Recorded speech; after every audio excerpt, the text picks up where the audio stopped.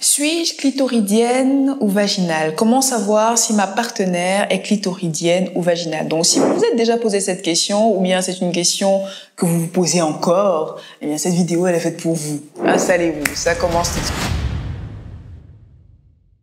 Alors, une des affirmations que j'entends souvent, et je pense que vous aussi vous avez déjà dû l'entendre, c'est qu'il existe des femmes clitoridiennes et des femmes vaginales. Alors, est-ce que c'est vrai? Est-ce que c'est faux? Bon, mesdames, si vous êtes clitoridienne, super, vous venez de rentrer dans le cercle très fermé des femmes. Voilà, si vous êtes vaginale, eh ben bravo, vous appartenez au genre féminin.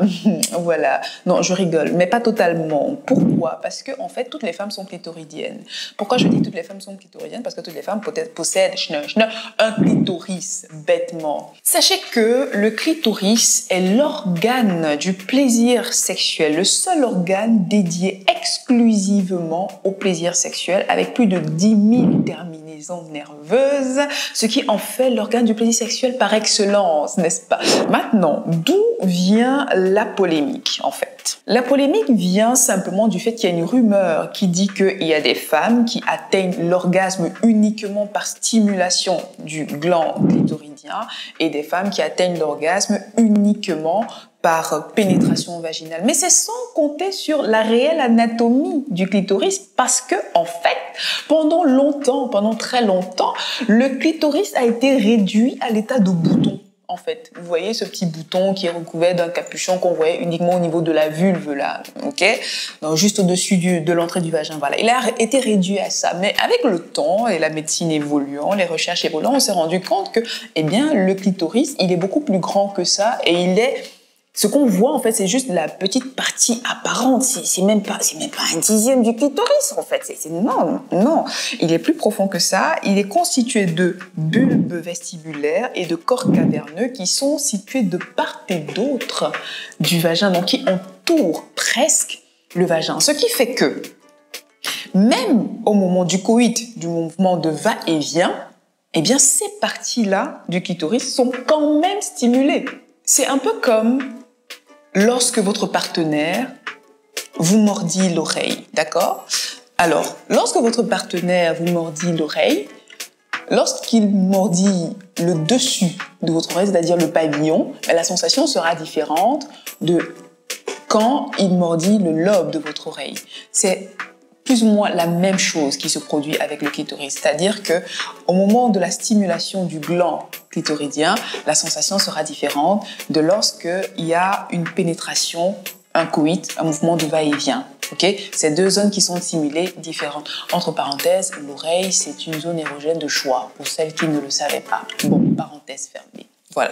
Donc, au final, est-ce qu'il faut se concentrer sur le gland ou se concentrer sur la pénétration? Selon moi, c'est deux plaisirs différents qui peuvent se potentialiser, c'est-à-dire s'amplifier mutuellement. Ok? J'avais déjà fait un podcast sur le sujet. D'ailleurs, je vous invite à aller l'écouter, clitoridienne ou vaginale. Je vous mettrai le lien soit là, soit en barre d'informations. J'avais déjà fait un podcast sur le sujet où je vous expliquais un peu le ressenti qu'on peut avoir quand on opte pour la stimulation du gland uniquement ou stimulation avec pénétration et vice-versa. Ok? Donc, je vous mettrai le lien. Allez écouter. Donc, c'est deux plaisirs totalement différents. On peut choisir une stimulation ou une autre en fonction de son besoin, en fonction de son ressenti.